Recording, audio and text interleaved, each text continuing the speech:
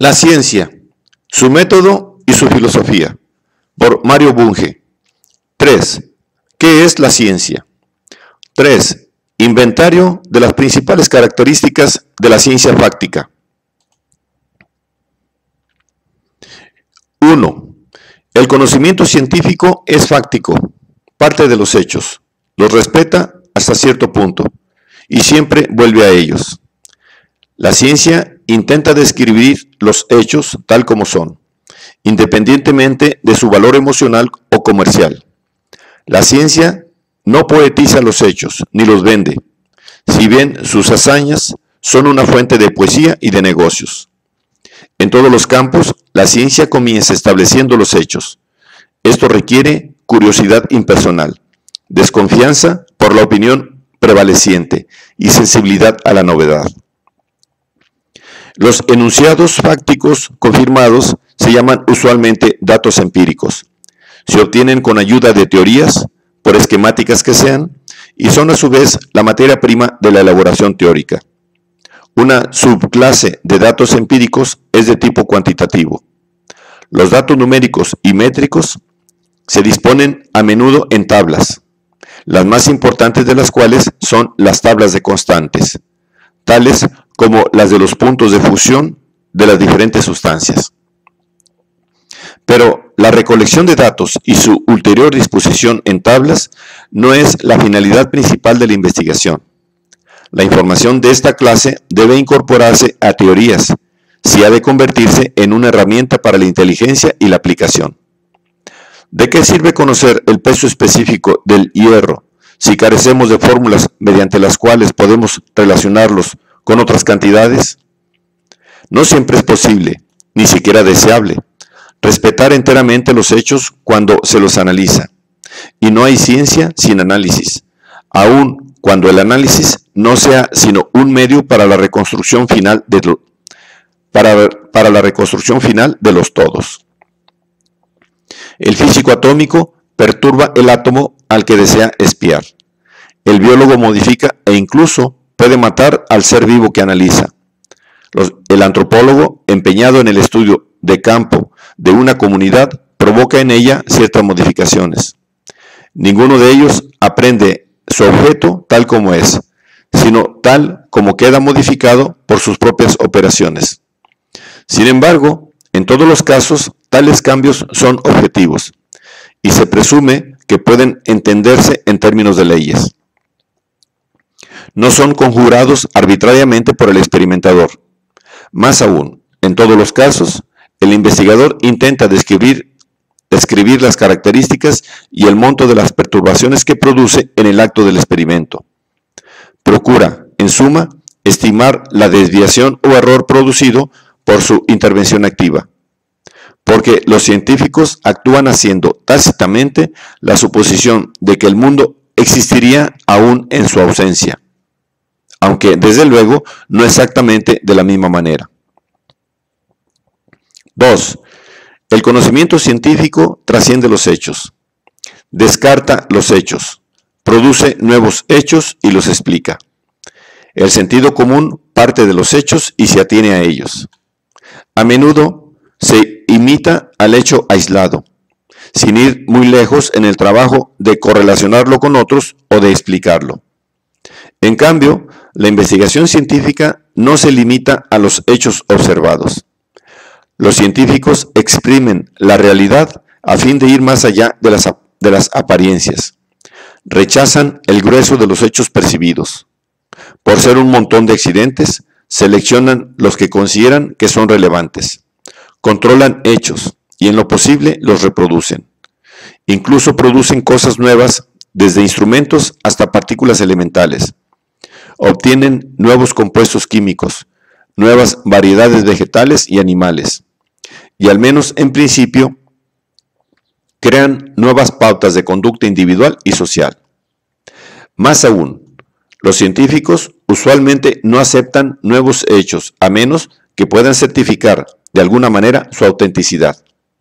Y esto se hace en tanto contrastándolos con otros hechos, cuando mostrando que son compatibles con lo que se sabe. Los científicos descartan las imposturas y los trucos mágicos porque no encuadran en hipótesis muy generales y fidedignas, que han sido puestas a prueba en incontables ocasiones. Vale decir, los científicos no consideran su propia experiencia individual como un tribunal inapelable. Se fundan, en cambio, en la experiencia colectiva y en la teoría. Hay más.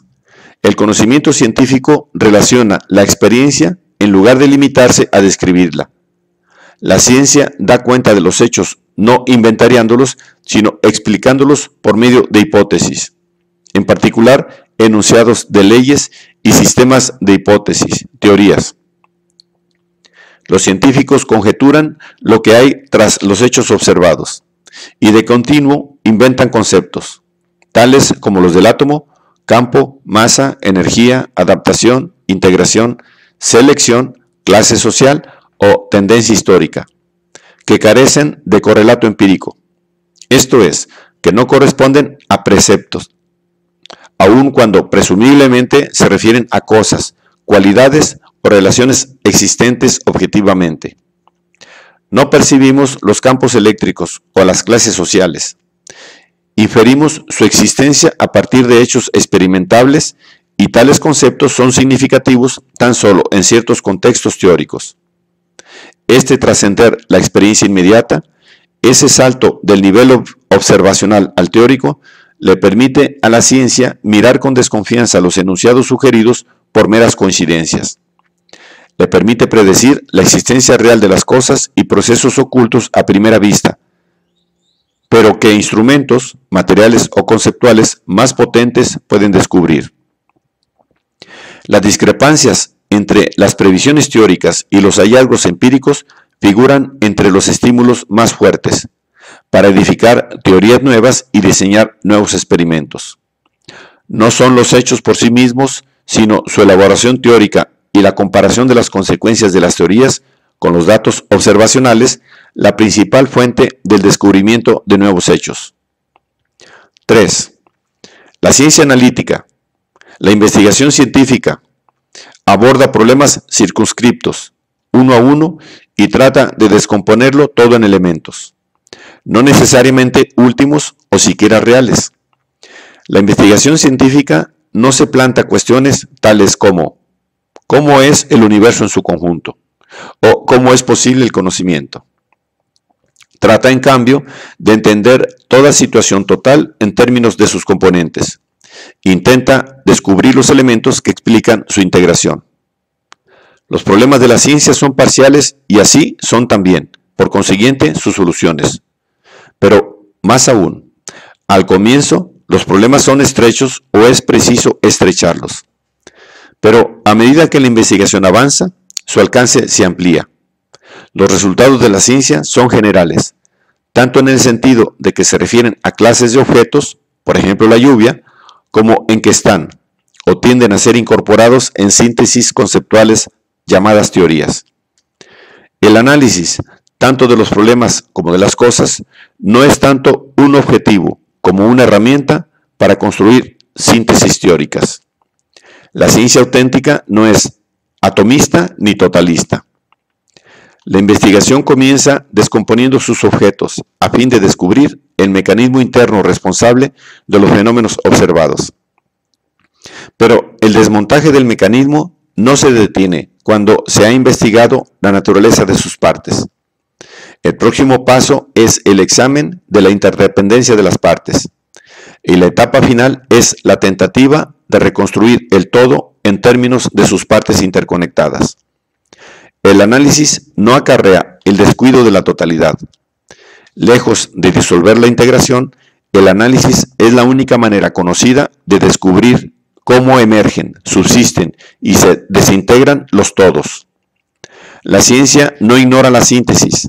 Lo que sí rechaza es la pretensión irracionalista de que las síntesis pueden ser aprendidas por una intuición especial sin previo análisis. 4. La investigación científica es especializada. Una consecuencia del enfoque analítico de los problemas es la especialización. No obstante la unidad del método científico, su aplicación depende en gran medida del asunto. Esto explica la multiplicidad de técnicas y la relativa independencia de los diversos sectores de la ciencia. Sin embargo, es menester no exagerar la diversidad de las ciencias al punto de borrar su unidad metodológica. El viejo dualismo materia-espíritu había sugerido la división de las ciencias en ciencias de la naturaleza y ciencias del espíritu. Pero estos géneros difieren en cuanto al asunto, a las técnicas y al grado de desarrollo, no así en lo que respecta al objetivo, método y alcance. El dualismo razón-experiencia había sugerido a su vez la división de las ciencias fácticas en racionales y empíricas. Menos sostenible aún es la dicotomía ciencias deductivas, ciencias inductivas, ya que toda empresa científica, sin excluir el dominio de las ciencias formales, es tan inductiva como deductiva, sin hablar de otros tipos de inferencia.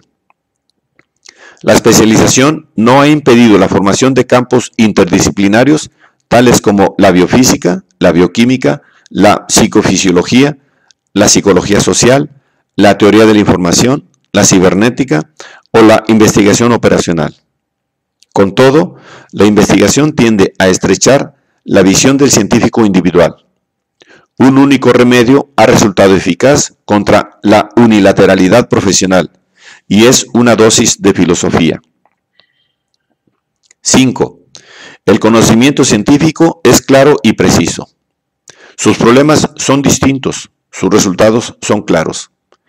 El conocimiento ordinario, en cambio, usualmente es vago e inexacto. En la vida diaria nos preocupamos poco por definiciones precisas, descripciones exactas o mediciones afinadas. Si éstas nos preocupan demasiado, no lograríamos marchar al paso de la vida. La ciencia torna impreciso lo que el sentido común conoce de manera nebulosa. Pero, desde luego, la ciencia es mucho más que sentido común organizado. Aunque proviene del sentido común, la ciencia constituye una rebelión contra su vaguedad y superficialidad. El conocimiento científico procura la precisión, nunca está enteramente libre de vaguedades, pero se las ingenia para mejorar la exactitud. Nunca está de todo libre de error, pero posee una técnica única para encontrar errores y para sacar provecho de ellos. La claridad y la precisión se obtienen en ciencia de las siguientes maneras. Inciso A. Los problemas se formulan de manera clara. Lo primero, y a menudo lo más difícil, es distinguir cuáles son los problemas. Ni la artillería analítica o experimental puede ser eficaz si no se ubica adecuadamente al enemigo. Inciso B. La ciencia parte de nociones que parecen claras al no iniciado, y las complica, purifica y eventualmente las rechaza. La transformación progresiva de las nociones corrientes se efectúa incluyéndolas en esquemas teóricos. Así, por ejemplo, distancia adquiere un sentido preciso al ser incluida en la geometría métrica y en la física. Inciso C. La ciencia define la mayoría de sus conceptos. Algunos de ellos se definen en términos de conceptos no definidos o primitivos, otros de manera implícita, esto es, por la función que desempeñan en un sistema teórico. Definición conceptual. Las definiciones son convencionales, pero no se las elige caprichosamente. Deben ser convenientes y fértiles. ¿De qué vale, por ejemplo, poner un nombre especial a las muchachas pecosas que estudian ingeniería y pesan más de 50 kilogramos? Una vez que se ha elegido una definición, el discurso restante debe guardarte fidelidad si se quiere evitar inconsecuencias. Inciso D. La ciencia crea lenguajes artificiales, inventando símbolos, palabras, signos matemáticos, símbolos químicos, etc. A estos signos se les atribuye significados determinados por medio de reglas de designación, tal como en el presente contexto H designa el elemento de peso atómico unitario. Los símbolos básicos serán tan simples como sea posible, pero podrán combinarse conforme a reglas determinadas para formar configuraciones tan complejas como sea necesario. Las leyes de combinación de los signos que intervienen en la producción de expresiones complejas se llaman reglas de formación. Inciso E. La ciencia procura siempre medir y registrar los fenómenos. Los números y las formas geométricas son de gran importancia en el registro, la descripción y la inteligencia de los sucesos y procesos. En lo posible, tales datos debieran disponerse en tablas o resumirse en fórmulas matemáticas. Sin embargo, la formulación matemática, deseable como es, no es una condición indispensable para que el conocimiento sea científico. Lo que caracteriza el conocimiento científico es la exactitud en un sentido general antes que la exactitud numérica o métrica, lo que es inútil si media la vaguedad conceptual. Más aún, la investigación científica emplea, en medida creciente, capítulos no numéricos y no métricos de la matemática, tales como la topología, la teoría de los grupos o el álgebra de las clases, que no son ciencias del número y la figura, sino de la relación. 6. El conocimiento científico es comunicable. No es inefable, sino expresable. No es privado, sino público. El lenguaje científico comunica información a quien quiera haya sido adiestrado para entenderlo. Hay, ciertamente, sentimientos oscuros y nociones difusas, incluso en el desarrollo de la ciencia, aunque no en la presentación final del trabajo científico. Pero es preciso aclararlos antes de poder estimar su adecuación. Lo que es inefable puede ser propio de la poesía o de la música, no de la ciencia, cuyo lenguaje es informativo y no expresivo o imperativo. La inefabilidad misma es, en cambio, tema de investigación científica, sea psicológica o lingüística. La comunicabilidad es posible gracias a la precisión, y a su vez una condición necesaria para la verificación de los datos empíricos y de las hipótesis científicas. Aun cuando, por razones comerciales o políticas, se mantengan en secreto durante algún tiempo unos trozos del saber, deben ser comunicables en principio, para que puedan ser considerados científicos. La comunicación de los resultados y de las técnicas de la ciencia no solo perfecciona la educación general, sino que multiplica las posibilidades de su confirmación o refutación. La verificación independiente ofrece las máximas garantías técnicas y morales, y ahora es posible en muchos campos en escala internacional. Por esto, los científicos consideran el secreto en materia científica como enemigo del progreso de la ciencia.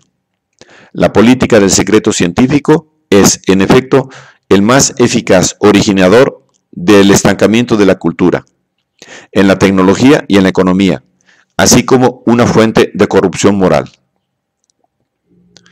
7. El conocimiento científico es verificable.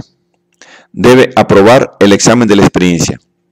A fin de explicar un conjunto de fenómenos, el científico inventa conjeturas fundadas, de alguna manera, en el saber adquirido. Sus suposiciones pueden ser cautas o audaces, simples o complejas. En todo caso, deben ser puestas a prueba. El test de las hipótesis fácticas es empírico, esto es, observacional o experimental. El haberse dado cuenta de esta verdad hoy tan trillada es la contribución inmortal de la ciencia helenística. En ese sentido, las ideas científicas, incluidos los enunciados de leyes, no son superiores a las herramientas o a los vestidos. Si fracasan en la práctica, fracasan por entero. La experimentación puede calar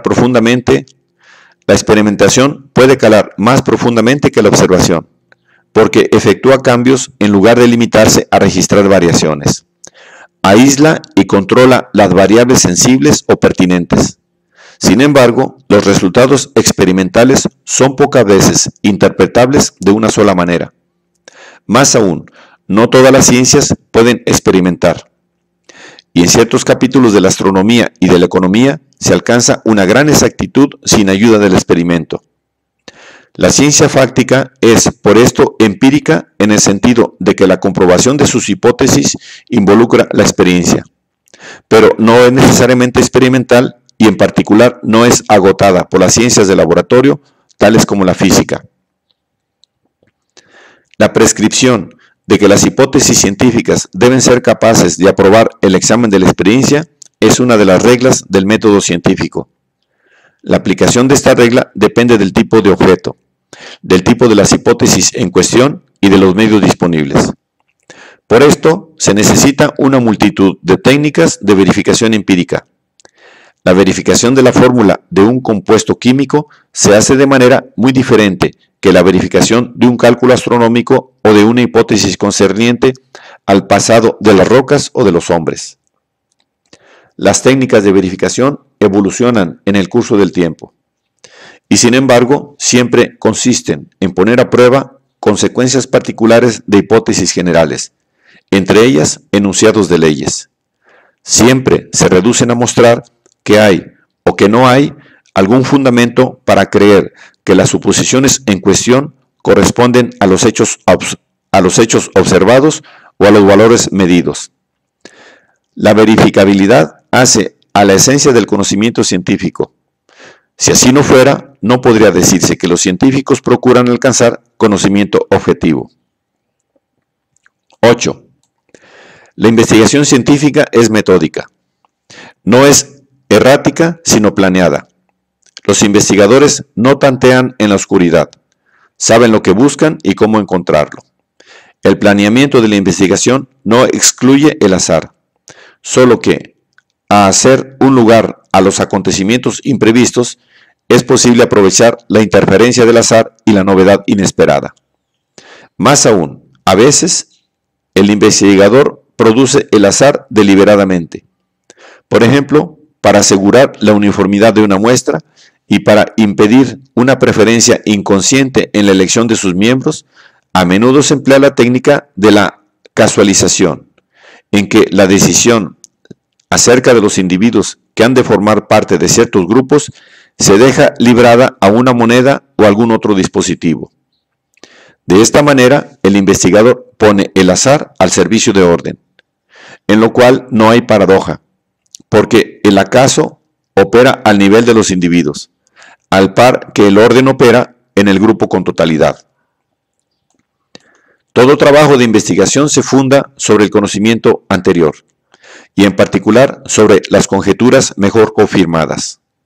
Uno de los muchos problemas de la metodología es, precisamente, averiguar cuáles son los criterios para decidir si una hipótesis dada puede considerarse razonablemente confirmada. Eso es, si el peso que le acuerdan los fundamentos inductivos y de otro orden basta para conservarla. Más aún, la investigación procede conforme a reglas y técnicas que han resultado eficaces en el pasado, pero que son perfeccionadas continuamente, no solo a la luz de nuevas experiencias, sino también de resultados del examen matemático y filosófico. Una de las reglas de procedimiento de la ciencia fáctica es la siguiente: las variables relevantes, o que se sospecha que son sensibles, debieran variarse una cada vez. La ciencia fáctica emplea el método experimental, concebido en un sentido amplio. Este método consiste en el test empírico de conclusiones particulares extraídas de hipótesis generales, tales como los gases se dilatan cuando se los calienta, o los hombres se rebelan cuando se los oprime. Este tipo de verificación requiere la manipulación de la observación y el registro de fenómenos. Requiere también el control de las variables o factores relevantes. Siempre que fuera posible, debiera incluir la producción artificial deliberada de los fenómenos en cuestión. Y en todos los casos exige el análisis de los datos obtenidos en el curso de los procedimientos empíricos. Los datos aislados y crudos son inútiles y no son dignos de confianza. Es preciso elaborarlos, organizarlos y confrontarlos con las conclusiones teóricas. El método científico no provee recetas infalibles para encontrar la verdad. Solo contiene un conjunto de prescripciones falibles, perfectibles, para el planeamiento de observaciones y experimentos, para la interpretación de sus resultados y para el planteo mismo de los problemas. Es, en suma, la manera en que la ciencia inquiere en lo desconocido, subordinadas a las reglas generales del método científico y al mismo tiempo en apoyo de ellas, encontramos las diversas técnicas que se emplean en las ciencias especiales. Las técnicas para pesar, para observar por el microscopio, para analizar compuestos químicos, para dibujar gráficos que resumen datos empíricos, para reunir informaciones acerca de costumbres, etc. La ciencia es, pues, esclava de sus propios métodos y técnicas, mientras estos tienen éxito, pero es libre de multiplicar y de modificar en todo momento sus reglas en aras de mayor racionalidad y objetividad. 9. El conocimiento científico es sistemático. Una ciencia no es un agregado de informaciones inconexas, sino un sistema de ideas conectadas lógicamente entre sí. Todo sistema de ideas caracterizado por cierto conjunto básico, pero refutable, de hipótesis peculiares y que procura adecuarse a una clase de hechos, es una teoría. Todo capítulo de una ciencia especial contiene teorías o sistemas de ideas que están relacionadas lógicamente entre sí. Esto es, que están ordenadas mediante la relación implica. Esta conexión entre las ideas puede calificarse de orgánica, en el sentido de que la sustitución de cualquiera de las hipótesis básicas produce un cambio radical en la teoría o grupo de teorías. El fundamento de una teoría dada no es un conjunto de hechos, sino más bien un conjunto de principios o hipótesis de cierto grado de generalidad y por consiguiente de cierta fertilidad lógica. Las conclusiones o teoremas pueden extraerse de los principios, sea en la forma natural o con ayuda de técnicas especiales que involucran operaciones matemáticas. El carácter matemático del conocimiento científico, esto es, el hecho de que es fundado, ordenado y coherente, es lo que lo hace racional. La racionalidad permite que el progreso científico se efectúe no solo por la acumulación gradual de resultados, sino también por revoluciones. Las revoluciones científicas no son descubrimientos de nuevos hechos aislados, ni son perfeccionamientos en la exactitud de las observaciones, sino que consisten en la sustitución de hipótesis de gran alcance, principios por nuevos axiomas, y en el reemplazo de teorías enteras por otros sistemas teóricos. Sin embargo, semejantes revoluciones son a menudo provocadas por el descubrimiento de nuevos hechos en los que no dan cuenta las teorías anteriores, aunque a veces se encuentran en el proceso de comprobación de dichas teorías. Y las nuevas teorías se tornan verificables en muchos casos merced a la invención de nuevas técnicas de medición, de mayor precisión. 10. El conocimiento científico es general. Ubica los hechos singulares en pautas generales, los enunciados particulares en esquemas amplios. El científico se ocupa del hecho singular en la medida en que éste es miembro de una clase o caso de una ley. Más aún, presupone que todo hecho es clasificable y legal. No es que la ciencia ignore la cosa individual o el hecho irrepetible. Lo que ignora es el hecho aislado. Por eso la ciencia no se sirve de los datos empíricos, que siempre son singulares, como tales. Estos son mudos, mientras no se los manipula y convierte en piezas de estructuras teóricas. En efecto, uno de los principios ontológicos que subyacen a la investigación científica es que la variedad y aún la unicidad en algunos aspectos son compatibles con la uniformidad y la generalidad en otros aspectos. En otros respectos, al químico no le interesa esta o aquella hoguera, sino el proceso de combustión en general. Trata de descubrir lo que comparten todos los singulares. El científico intenta exponer los universales que se esconden en el seno de los propios singulares. Es decir, no considera los universales ante rem ni post rem, sino in re, en la cosa, y no antes o después de ella. Los escolásticos medievales clasificarían al científico moderno como realista inmanentista, porque al descartar los detalles, al procurar descubrir los rasgos comunes a individuos que son únicos en otros respectos, al buscar las variables pertinentes o cualidades esenciales y las relaciones constantes entre ellas, las leyes, el científico intenta exponer la naturaleza esencial de las cosas naturales y humanas. El lenguaje científico no contiene solamente términos que designan hechos singulares y experiencias individuales, sino también términos generales que se refieren a clases de hechos.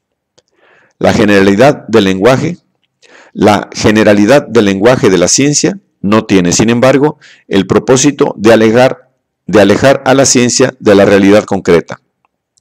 Por el contrario, la generalización es el único medio que se conoce para adentrarse en lo concreto, para apresar la esencia de las cosas, sus cualidades y leyes esenciales.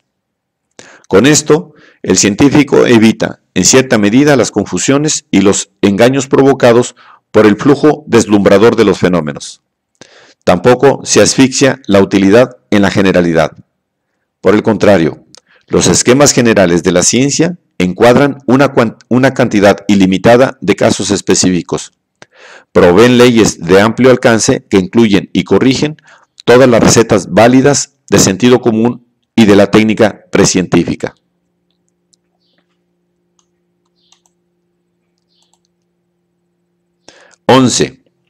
El conocimiento científico es legal. Busca leyes de la naturaleza y de la cultura y las aplica. El conocimiento científico inserta los hechos singulares en pautas generales llamadas leyes naturales o leyes sociales. Tras el desorden y la fluidez de las apariencias, la ciencia fáctica descubre las pautas regulares de la estructura y del proceso del ser y del devenir. En la medida en que la ciencia es legal, es esencialista. Intenta llegar a la raíz de las cosas.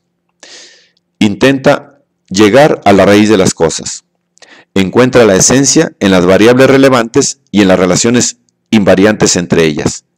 Hay leyes de hechos y leyes mediante las cuales se pueden explicar otras leyes. El principio de Arquímedes pertenece a la primera clase, pero a su vez puede deducirse de los principios generales de la mecánica. Por consiguiente, ha dejado de ser un principio independiente y ahora es un teorema deductible de hipótesis de nivel más elevado. Las leyes de la física proveen la base de las leyes de las combinaciones químicas. Las leyes de la fisiología explican ciertos fenómenos psíquicos y las leyes de la economía pertenecen a los fundamentos de la sociología. Es decir, los enunciados de las leyes se organizan en una estructura de niveles. Ciertamente, los enunciados de las leyes son transitorios, pero ¿son inmutables las leyes mismas? Si se considera a las leyes como las pautas mismas del ser y del devenir, entonces debieran cambiar junto con las cosas mismas. Por lo menos, debe admitirse que al emerger nuevos niveles, sus cualidades peculiares se relacionan entre sí mediante nuevas leyes. Por ejemplo, las leyes de la economía han emergido en el curso de la historia sobre la base de otras leyes, biológicas y psicológicas, y, más aún, algunas de ellas cambian con el tipo de organización social. Por supuesto, no todos los hechos singulares conocidos han sido ya convertidos en casos particulares de leyes generales. En particular, los sucesos y procesos de los niveles superiores han sido legalizados solo en pequeña medida. Pero esto se debe en parte al antiguo prejuicio de que lo humano no es legal, así como a la antigua creencia pitagórica de que solamente las relaciones numéricas merecen llamarse leyes científicas. Debiera emplearse el stock íntegro de las herramientas conceptuales en la búsqueda de las leyes de la mente y de la cultura. Más aún, ¿acaso el stock de que se dispone es insuficiente y sea preciso inventar herramientas radicalmente nuevas para tratar los fenómenos mentales y culturales? tal como el nacimiento de la mecánica moderna hubiera sido imposible sin la invención expresa del cálculo infinitesimal. Pero el ulterior avance en el progreso de la legalización de los fenómenos no físicos requiere, por sobre todo, una nueva actitud al concepto mismo de ley científica. En primer lugar, es preciso comprender que hay muchos tipos de leyes, aún dentro de una misma ciencia, ninguno de los cuales es necesariamente mejor que los tipos restantes. En segundo lugar, debiera tornarse un lugar común entre los científicos de la cultura, el que las leyes no se encuentran por primera observación y el simple registro, sino poniendo a prueba hipótesis. Los enunciados de leyes no son, en efecto, sino hipótesis confirmadas. ¿Y cómo habríamos de emprender la confección de hipótesis científicas si no presumiéramos que todo hecho singular es legal? 12. La ciencia es explicativa. Intenta explicar los hechos en términos de leyes y las leyes en términos de principios. Los científicos no se conforman con descripciones detalladas. Además de inquirir cómo son las cosas, procuran responder al por qué. ¿Por qué ocurren los hechos como ocurren y no de otra manera? La ciencia deduce proposiciones relativas a hechos singulares a partir de leyes generales y deduce las leyes a partir de enunciados nomológicos aún más generales, principios.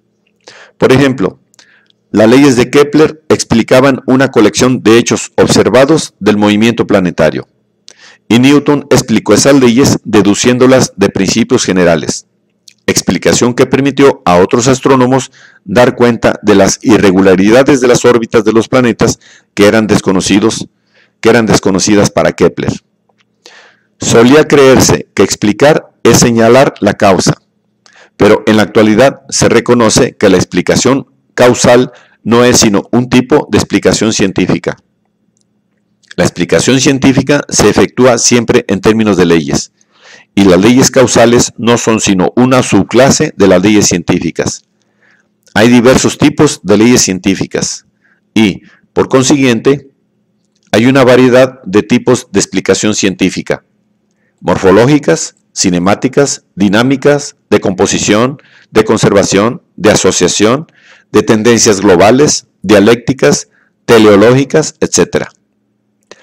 La historia de la ciencia enseña que las explicaciones científicas se corrigen o descartan sin cesar. ¿Significa esto que son todas falsas?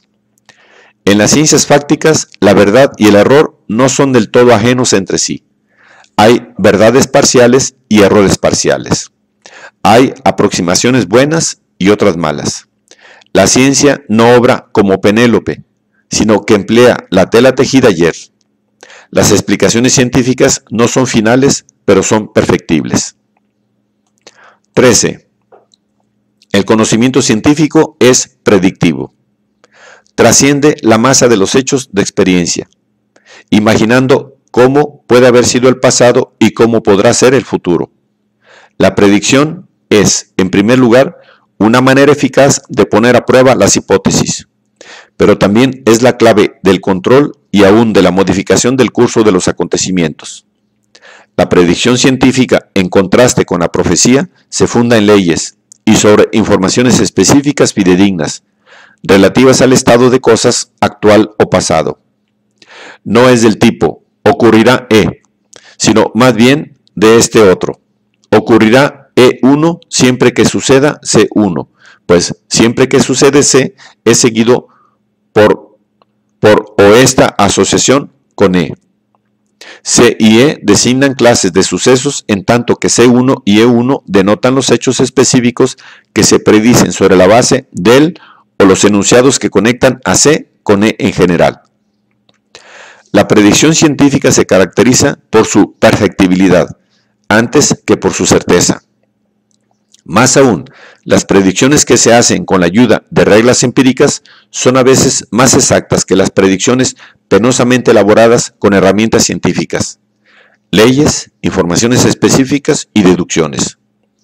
Tal es el caso con frecuencia de los pronósticos meteorológicos, de la prognosis médica, y de la profecía política.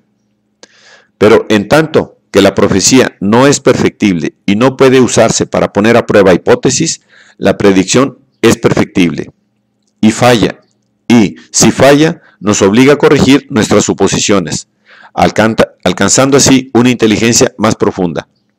Por esto, la profecía exitosa no es un aporte al conocimiento teórico, en tanto que la predicción científica fallida puede contribuir a él. Puesto que la predicción científica depende de leyes y de ítems de información específica, puede fracasar por inexactitud de los enunciados de las leyes o por imprecisión de la información disponible.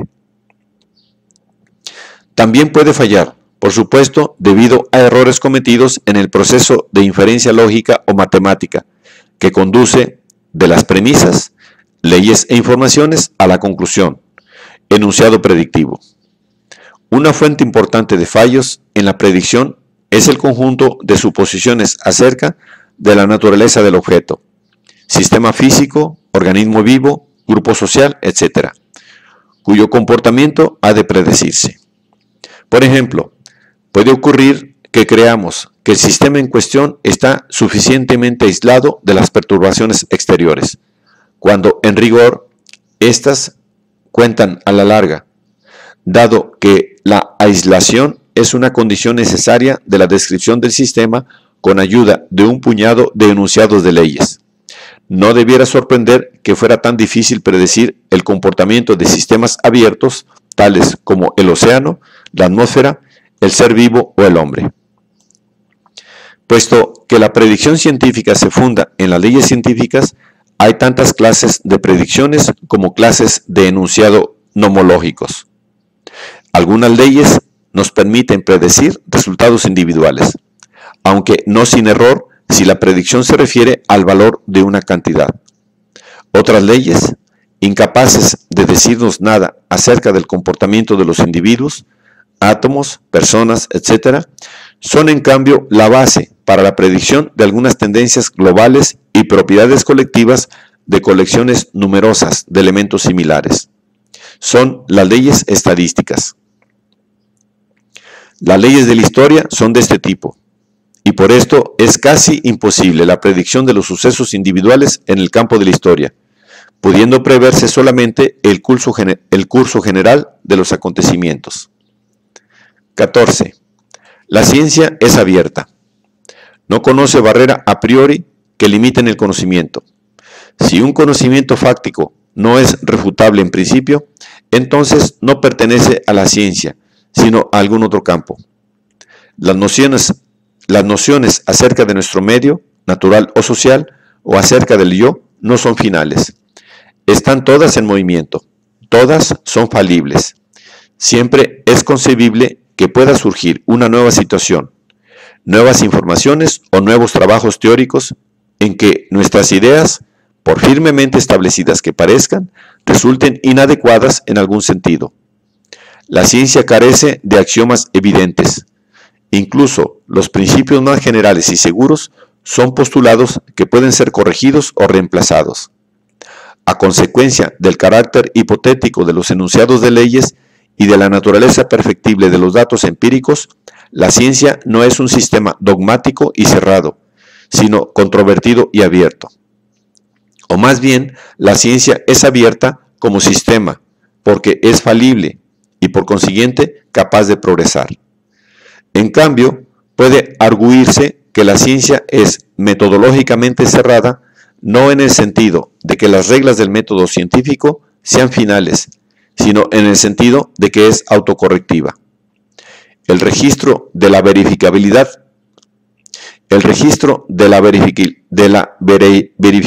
de las hipótesis científicas basta para asegurar el progreso científico.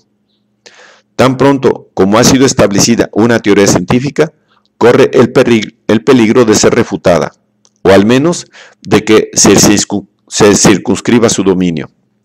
Un sistema cerrado de conocimiento fáctico que excluya toda ulterior investigación puede llamarse sabiduría, pero es en rigor un detritus de la ciencia.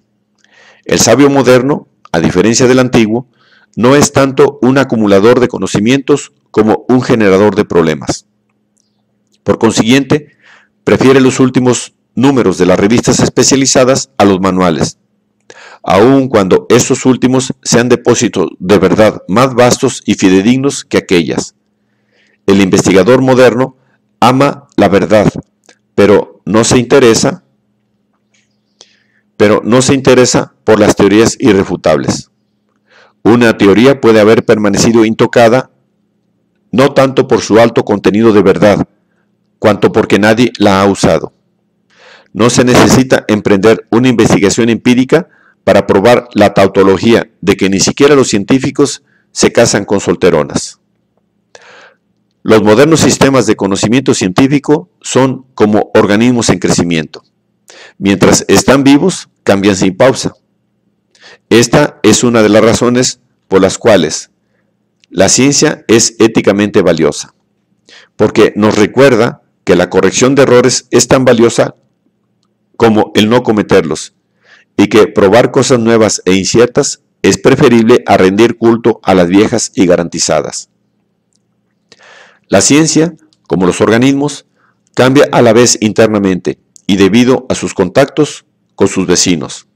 Esto es, resolviendo sus problemas específicos y siendo útil a otros campos. 15. La ciencia es útil, porque busca la verdad. La ciencia es eficaz en la provisión de herramientas para el bien y para el mal. El conocimiento ordinario se ocupa usualmente de lograr resultados capaces de ser aplicados en forma inmediata. Con ello, no es suficientemente verdadero, con lo cual no puede ser suficientemente eficaz. Cuando se dispone de un conocimiento adecuado de las cosas, es posible manipularlas con éxito. La utilidad de la ciencia es una consecuencia de su objetividad. Sin proponerse necesariamente alcanzar resultados aplicables, la investigación los provee a la corta o a la larga. La ciencia moderna paga la investigación porque ha aprendido que la investigación rinde. Por este motivo, es redundante exhortar a los científicos a que produzcan conocimientos aplicables. No pueden dejar de hacerlo.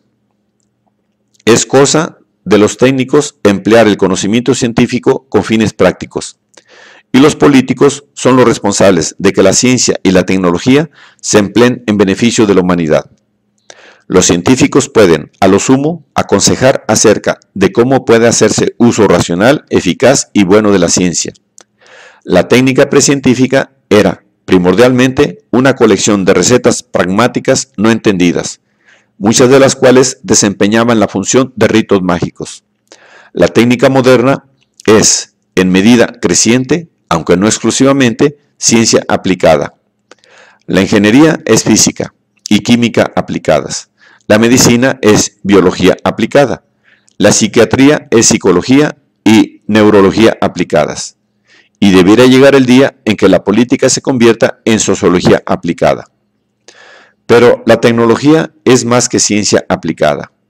En primer lugar, porque tiene sus propios procedimientos de investigación, adaptados a circunstancias concretas que distan de los casos puros que estudia la ciencia.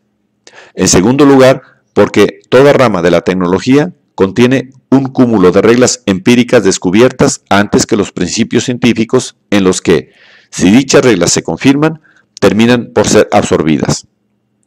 La tecnología no es meramente el resultado de aplicar el conocimiento científico existente a los casos prácticos. La tecnología viva es esencialmente el enfoque científico de los problemas prácticos, es decir, el tratamiento de estos problemas sobre un fondo de conocimiento científico y con ayuda del método científico. Por eso, la tecnología, sea de las cosas nuevas o de los hombres, es fuente de conocimientos nuevos. La conexión de la ciencia con la tecnología no es por consiguiente asimétrica. Todo avance tecnológico plantea problemas científicos, cuya solución puede consistir en la invención de nuevas teorías o de nuevas técnicas de investigación que conduzcan a un conocimiento más adecuado y a un mejor dominio del asunto. La ciencia y la tecnología constituyen un ciclo de sistemas interactuantes que se alimenta el uno al otro. El científico torna inteligible lo que hace el técnico, y éste provee a la ciencia de instrumentos y de comprobaciones. Y lo que es igualmente importante, el técnico no cesa de formular preguntas al científico, añadiendo así un motor externo al motor interno del progreso científico. La continuación de la vida sobre la Tierra depende del ciclo de carbono. Los animales se alimentan de plantas, las que a su vez obtienen su carbono de lo que exhalan los animales. Análogamente, la continuación de la civilización moderna depende en gran medida del ciclo del conocimiento. La tecnología moderna come ciencia, y la ciencia moderna depende a su vez del equipo y del estímulo que le provee una industria altamente tecnificada. Pero la ciencia es útil en más de una manera. Además de constituir el fundamento de la tecnología, la ciencia es útil en la medida en que se la emplea en la edificación de concepciones del mundo que concuerdan con los hechos, y en la medida en que crea el hábito de adoptar una actitud de libre y valiente examen, en que acostumbra a la gente a poner a prueba sus confirmaciones y argumentar correctamente. No menor es la utilidad que presta la ciencia como fuente de apasionantes rompecabezas filosóficos y como modelo de la investigación filosófica. En resumen, la ciencia es valiosa como herramienta para domar la naturaleza y remodelar la sociedad. Es valiosa en sí misma, como clave para la inteligencia del mundo y del yo, y es eficaz en el enriquecimiento, la disciplina y la liberación de nuestra mente.